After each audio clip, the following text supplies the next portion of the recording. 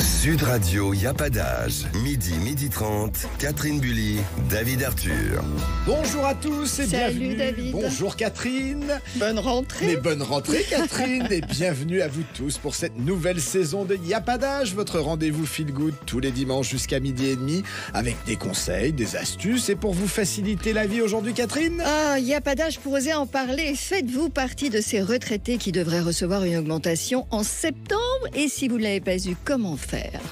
Eh bien, il n'y a pas d'âge pour prendre soin de son animal de compagnie juste après. Comment votre animal de compagnie vit-il sa rentrée après des semaines de liberté? Il y en a qui ont le blues, figurez-vous. Il n'y a pas d'âge pour garder sa bonne mine de l'été, les gestes efficaces pour conserver une peau bronzée et bien hydratée. Et nous recevrons la délicieuse et pétillante Annie Dupéret qui, en plus d'être actuellement au théâtre, nous fait l'honneur d'être notre marraine cette saison. Ça, c'est sympa. C'est sympa. Sud Radio, y a pas d'âge. C'était la carotte du gouvernement, Catherine. Oui, la vraie carotte pour rendre la réforme des retraites moins douloureuse, la revalorisation des pensions minimales. Alors, depuis 2 jours, 1 800 000 personnes doivent percevoir plus d'argent chaque mois. Ah. Oui, mais combien? Bah oui, ça m'intéresse. Et si on vous a oublié, comment faire? Allez, on va décortiquer. Allez, on va décortiquer tout ça en détail avec Nathalie Bader, notre experte retraite et stratégie de fin de carrière. Bonjour Nathalie. Bonjour. Bonjour. Catherine. Bonjour. Alors Nathalie, merci d'être avec nous et surtout la question que tout le monde attend, de combien les petites retraites vont-elles être augmentées chaque mois et concrètement, qui a le droit à cette revalorisation?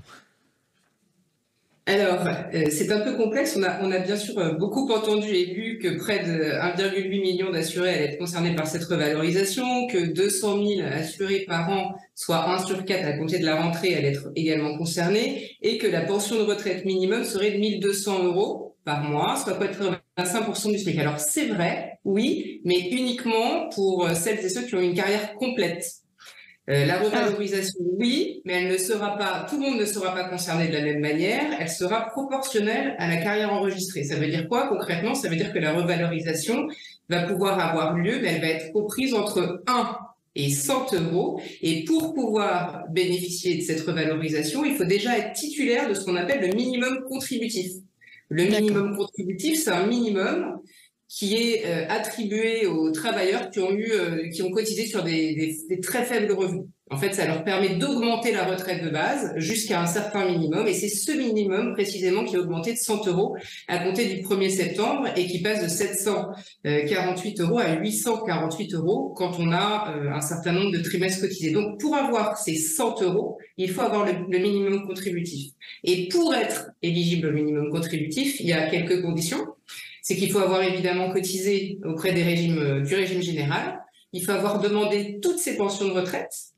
Il faut avoir une retraite de base inférieure à ces fameux 709 € qui ont été revalorisés ou 848 € qui ont été revalorisés quand on a plus de 120 trimestres. Avant, ces 848 €, c'était 748 €. C'est cette fameuse enveloppe qui a été revalorisée et pas la totalité des pensions de retraite. Et enfin, il faut que la totalité des pensions de retraite avec ce minimum intégré, soit inférieur à 1 352 € par mois. Oui, donc c'est un effet de manche du gouvernement. C'est-à-dire que pour rentrer dans le voilà, il faut vraiment rentrer dans la technicité pour comprendre cela. Et ces 100 € finalement, même Dussault le disait, va concerner qu'une poignée d'assurés, compris entre 10 000, disait-il, et 40 000, ce sont les chiffres qui ont été avancés par le ministère. Et très concrètement, pour évoquer des montants, 100 €, ça pourrait être la majoration maximum qui va être attribuée à quelqu'un qui a cotisé 169 trimestres, s'il lui en fallait 169, toute sa carrière, donc une carrière complète. Quelqu'un qui en aurait cotisé que 120, on a fait des petits calculs pour vous, ce serait 72 € de majoration maximum. Et quelqu'un qui en aurait cotisé 100, parce que ça ne veut pas dire valider, c'est cotiser, il y a toujours cette différence, c'est technique. Il n'aurait que 15 € de majoration. Voilà. Et toujours, tout ça très encadré, parce qu'il ne faut pas que la totalité des pensions ne dépasse 1 352 €. Alors, à côté de ça, il y a un autre dispositif qui existe et dont on ne parle pas beaucoup. Et quand on n'a pas le droit à ce minimum contributif, qu'on n'est pas éligible à ce minimum contributif, c'est-à-dire quand on n'a pas travaillé du tout ou très peu cotisé, on peut être éligible à l'ASPA, qui est une prestation sociale. Alors attention, parce qu'elle est récupérable sur les successions dès lors que l'actif de la succession dépasse 100 000 €. Mais il faut en faire la demande.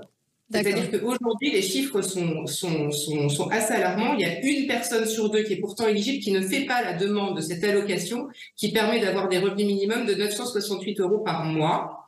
Et le manque à gagner pour ces éligibles qui n'en font pas la demande est 205 € par mois. Donc c'est quand même énorme. Oui, donc on peut quand même parler d'un effet de manche du gouvernement et d'une pseudo-arnaque quand même. Hein.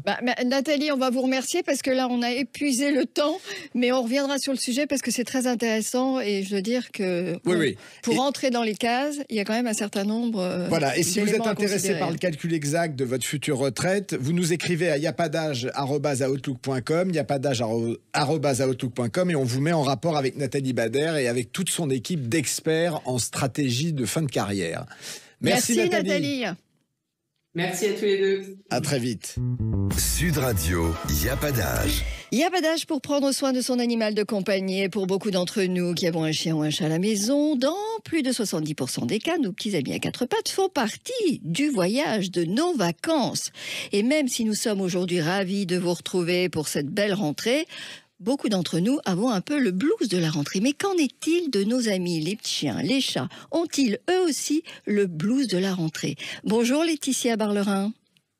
Bonjour à tous. Bonjour. Alors Laetitia, vous êtes vétérinaire à Paris. Est-ce qu'après des semaines de liberté, le retour parfois dans un appartement peut être difficile pour nos petits camarades à quatre pattes? Bien sûr, c'est très difficile pour eux. Vous savez, ils nous ont suivis pendant toutes les vacances. Le chien est resté 24 heures sur 24 avec nous. Il a joué toute la journée avec nous. Oui. Et d'un seul coup, il se retrouve entre les quatre murs d'un appartement, seul. Il a à gérer sa solitude. Il a à gérer aussi son inactivité, puisque nous partons, les enfants partent à l'école, nous partons travailler. Oui. Donc, c'est quelque chose qui vraiment le déprime. Et pareil pour le chat. Bien souvent, le chat, pendant l'été, va dehors, va dans le jardin, il passe l'été à chasser les sauterelles et les papillons. Et là, il se retrouve entre quatre murs à rien faire. Il n'y a rien qui bouge dans son environnement et il déprime. Alors concrètement, Laetitia, qu'est-ce qu'on peut faire justement pour réadapter nos animaux à cette nouvelle vie? Alors, il faut, pour moi, c'est un peu la prévention. C'est-à-dire qu'il faut, avant le retour de vacances, commencer déjà à lui apprendre l'absence, à lui apprendre aussi le détachement, parce que c'est aussi ça qui est important, puisqu'ils seront détachés une grande partie de la journée de nous. Donc concernant le chien, en fin de vacances, vous commencez par le laisser 10 minutes au début, tout seul, à la maison, et puis 15, et puis 20, et puis 1 heure, et puis toute une soirée, pour qu'il se réhabitue à la vie seule. Et puis ensuite, quand vous commencez, bien sûr, la rentrée, la reprise, il ne faut pas oublier vos animaux. La première chose à faire, c'est bien sûr de s'occuper encore et toujours d'eux. C'est-à-dire que vous allez, par exemple, concernant le chien, vous allez le sortir 4 fois par jour. Bien souvent, il est sorti que 2 fois par jour en ville. Non, vous allez le sortir 4 fois par jour, avec des sorties où au moins 1 fois dans la journée, vous allez le lâcher pour qu'il se souvienne de ses vacances. Vous allez changer un petit peu aussi vos balades pour que ça soit pas toujours la même chose. Et puis, profitez aussi des bons week-ends d'automne qu'on va avoir pour l'emmener au bois, pour l'emmener à la campagne. Et puis, vous savez, la rentrée, c'est quand même les bonnes résolutions. Donc moi, la bonne résolution, c'est que je fais du sport avec mon chien. Donc, pourquoi pas se mettre au canicross. Alors, je ne sais pas si vous savez ce que c'est, mais c'est que courir avec son chien. Ouais. C'est-à-dire que, voilà, vous reprenez un petit peu le cross vous-même et vous attachez votre chien. Alors, il y a une ceinture avec une longe élastique que vous pouvez mettre à votre chien. Vous courez avec lui. Ou pourquoi pas l'inscrire à un club d'agility. C'est un cours d'obstacles pour chiens ou un autre sport pour chiens. Tout simplement, il faut partager encore plus des choses avec son chien. Mais le chat, c'est un peu plus difficile quand même parce qu'il est plus indépendant, le chat. C'est plus difficile. Alors là, si vous voulez, la salle de sport, ça va être chez vous. Donc, il faut réaménager votre intérieur. C'est-à-dire, vous allez jouer un petit peu au Stéphane Plaza et vous allez bricoler et aménager en 3 dimensions votre intérieur pour votre chat, pour qu'il ne déprime pas. Alors, ça va être des tablettes murales, des tunnels en hauteur, ça va être des parcours comme ça d'obstacles où il pourra aller. Et puis, pourquoi pas lui offrir un aquarium? J'en ai un là chez moi. Mon chat adore parce qu'il regarde les poissons toute la journée. Et ça son le début, calme. l'état. Ah bah écoutez, on va finir là-dessus. C'est super. Bon, Et Merci alors, beaucoup. Un dernier petit conseil que je vous donne aussi, c'est que quand vous partez, vous pouvez aussi leur mettre des dessins animés ou des documentaires animaliers. C'est quelque chose qu'ils aiment beaucoup. Il y a des études qui ont été Excellent. faites dessus.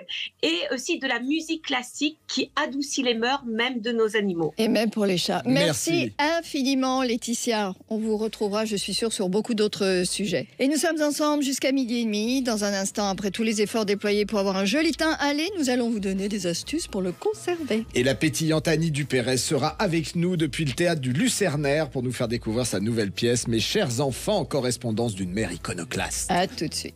Sud Radio, y a pas d'âge. Midi, 12h30, Catherine Bully, David Arthur. Bienvenue si vous venez de nous rejoindre. Merci d'être avec nous dans Y a pas d'âge, comme chaque dimanche, entre midi et demi sur Sud Radio. Et tout de suite, Y a pas d'âge pour conserver le bronzage de ses vacances.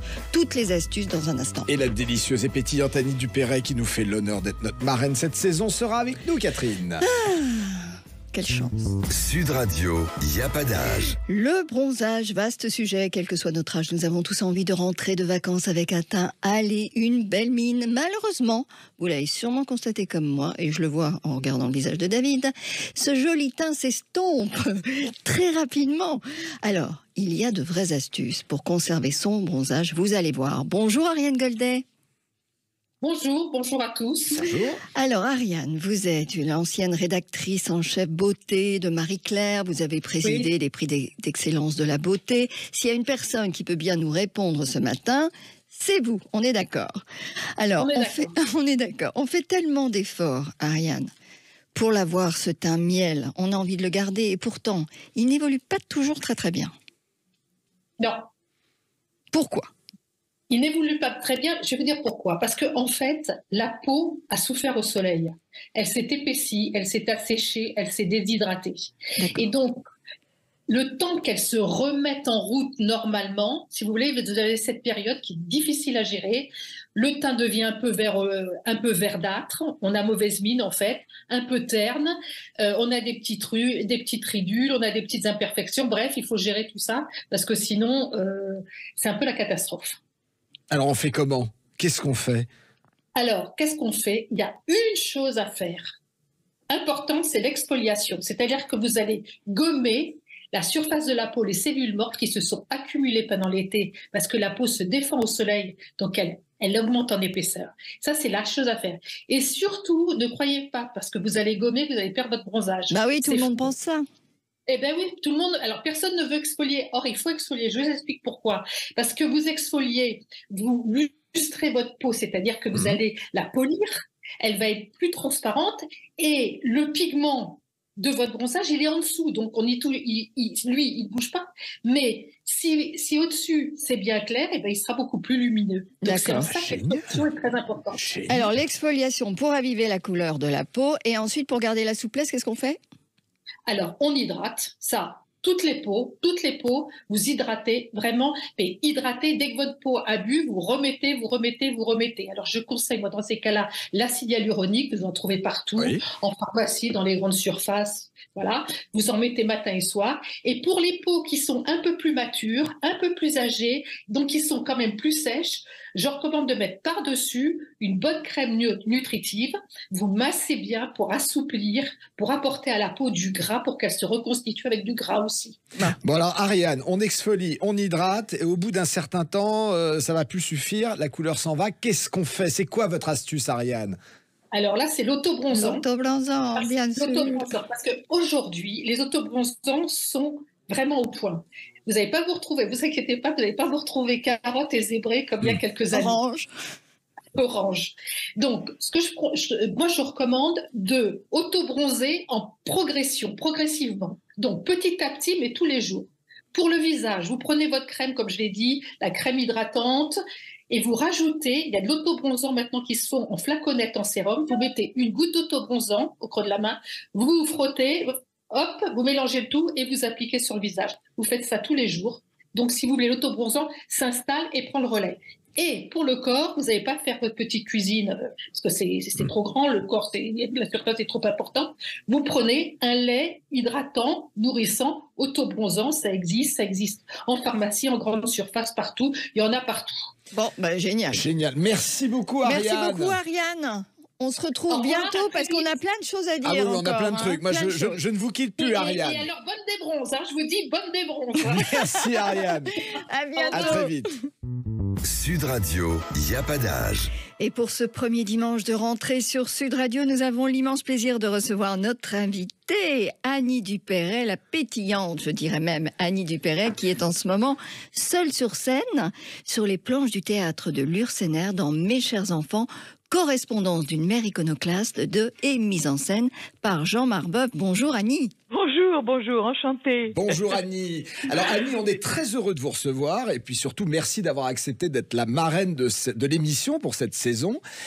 En préambule, Annie, comment s'est passé votre été et est-ce que vous avez eu le temps de prendre soin de vos poules? Il est très inquiet pour les poules. Les poules, oui. Non, écoutez, j'ai eu un été, je vais surtout pas me plaindre, un été extrêmement travailleur. Voilà. Bon. J'ai quand même réussi à aller voir mes poules, mais j'ai quand même fait un film pour la 3. Oui. Voilà, avec un metteur en scène que j'aime beaucoup, avec lequel j'avais déjà tourné d'ailleurs, et Christian Bonnet. Oui. Et donc j'ai fait un rôle assez difficile, je dois dire, d'une paysanne qui a des malheurs. Une paysanne, oui, ça change. Et puis après, voilà, j'ai fait aussi un petit festival de lecture de Courteline en Berry avec le vieux copain Francis Perrin. Très différent. Très différent. Et j'ai sauté à Paris pour vite remonter Mes chers enfants, voilà, au Lucernaire. Justement, rôle après rôle, vous êtes la femme, la mère, la bonne copine qu'on a tous envie d'avoir dans notre vie.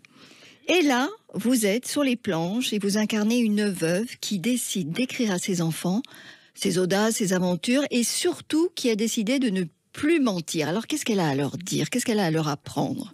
Ça va assez vite finalement, parce qu'au début, on apprend qu'elle est ravie de les avoir tous les dimanches à déjeuner, qu'elle attend que ça, etc. Et puis, ça va très très vite. La deuxième lettre, ils viennent pas. La troisième lettre, elle comprend qu'elle les emmerde, quoi. Elle demande à ses enfants de la faire vivre, de continuer à la faire vivre. Et elle comprend et elle s'en va. Et là, elle va redécouvrir tout à coup, comme elle dit, faire le point pour ma dernière ligne droite, attaquer sa dernière ligne droite le plus honnêtement possible. Elle s'en va au bord de la mer et puis au début c'est merveilleux parce qu'elle a l'impression d'être en vacances et puis petit à petit la vraie vie, le monde la rattrape, lui saute aux yeux et elle devient une femme très engagée. Elle réinvente complètement sa dernière partie de vie, sa dernière ligne droite. Et je trouve que c'est effectivement, comme il y a de plus en plus de vieux. Oui, mais en plus avec beaucoup d'honnêteté. Et c'est oui. Avec alors, on apprend à la fin effectivement que ces lettres qu'elle a écrites, elle les a écrites en toute franchise comme ça, parce qu'elle ne voulait plus rien cacher. Et elle s'est dit finalement, on peut quand même parler à ses enfants sans prendre des gants, sans tout leur dire comme ça. Et je trouve que c'est un texte qui fait du bien parce que c'est fort. Qu'est-ce qu'on fait de la dernière partie de sa vie? Qu'est-ce qu'on en fait? Alors justement, parce que dans les mots que Jean Marbeuf a mis dans votre bouche, effectivement, cette dernière ligne droite, comme vous le disiez, elle y va avec franchise, avec de l'humour, surtout sans tabou. C'est ça qui est assez surprenant. Ouais. Est-ce que justement vous pensez qu'il n'y a pas d'âge aujourd'hui pour réinventer sa vie, la rendre toujours meilleure? Et quels conseils vous donneriez, vous, Annie Dupéret, aux femmes qui nous écoutent, pour avoir une troisième partie de vie plus épanouie? Alors, mon Dieu, je saurais pas donner de conseils, mais moi, j'ai la chance, l'extraordinaire chance d'avoir un métier qui permet de travailler tard quand on a la chance de travailler. Attention, je m'estime par rapport à certaines de mes camarades qui pleurent en attendant un rôle, extrêmement privilégié, mais extrêmement privilégié. Mais je pense que effectivement, ce que fait cette femme au début, c'est-à-dire attendre en regardant la télé, en attendant qu'une chose, c'est que ses enfants le dimanche viennent continuer à la faire vivre. Je trouve ça c'est le pire, effectivement. C'est le pire. Alors je sais pas, effectivement, ce que trouve cette femme-là aussi à un moment, c'est le bénévolat, c'est s'occuper des autres, c'est jouer un rôle encore. Regarder comment va le monde, il va pas terriblement bien, donc il y a pas mal de choses à faire pour essayer de l'arranger. Bien sûr. Oui, ça y a du boulot. Il y a du boulot, comme vous dites, oui. Et c'est bien en accord avec notre émission qui est de montrer qu'à tout âge, on a un rôle à jouer dans cette société. On a quelque chose à faire. Bien sûr. Oui, donc finalement, il faut se réinventer en se posant des questions sur ses passions, ses attentes et aller vers les autres pour pas être seul. Absolument. Voilà. Et alors, dans la pièce, vous êtes une mère, une grand-mère. Comment vous appellent vos petits-enfants ? Les enfants, non, c'est mamie. À un moment, elle dit mamie, voilà. Ça l'agace d'ailleurs parce qu'ils disent attention mamie, tu vas te casser. Tu vas me casser quoi, ça va pas? Non, elle est même assez un petit peu brutale. Elle est peut-être ce qui est curieux dans le rôle, c'est que tout à coup, elle prend conscience que ses enfants, effectivement, on est beaucoup comme ça. Dans les années, disons, les post-68 à avoir voulu le meilleur pour nos enfants, leur avoir épargné toutes les machins, les études les plus brillantes possibles, et puis tout le confort possible et tout ça, on leur a tout donné, et puis après on se plaint qu'ils sont pas engagés du tout. Oui, ils avaient trop de confort et pas assez de choses pour pouvoir vivre la société. Complètement de ce qui se passe autour et effectivement elle fait le point là-dessus aussi, cette mère. Elle se dit voilà finalement je leur ai tout épargné et c'est une faute, je leur ai pas transmis, comme elle dit, le culte de la solidarité, par exemple. Moi j'ai très envie d'aller voir la pièce en tout cas. Ah bien écoutez, on va se quitter sur ce mot, Annie. On vous remercie énormément d'avoir été avec nous. On va rappeler que vous êtes tous les soirs sauf les lundis au théâtre du Lucernaire et les dimanches à 18h, sauf le dimanche 17 septembre, où vous serez la marraine de la 21e édition du Beaulieu Classique Festival, ce qui promet d'être exceptionnel. Et donc la pièce s'appelle « Mes chers enfants, correspondance d'une mère iconoclaste ». Foncez voir Annie Dupéret. Absolument, on va le faire et on va lui faire un gros bisou en allant la voir. Au revoir Annie. Merci Annie, à bientôt. Merci à vous. Et merci à tous de nous avoir suivis. Nous allons, avec David, vous souhaiter un bon dimanche et une bonne semaine à l'écoute de Sud Radio. Rendez-vous dimanche prochain. Bonne semaine à tous.